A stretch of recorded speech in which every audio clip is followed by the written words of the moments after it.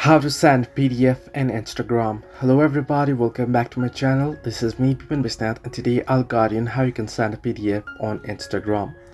Well, first things first, as you know, Instagram primarily focuses on visual content, but you can still share a PDF file using a workaround, however. Well, what you can do is there is no any direct option to send in document like you send in WhatsApp. So there is no any option to send the PDF file on Instagram. You won't be able to do so directly.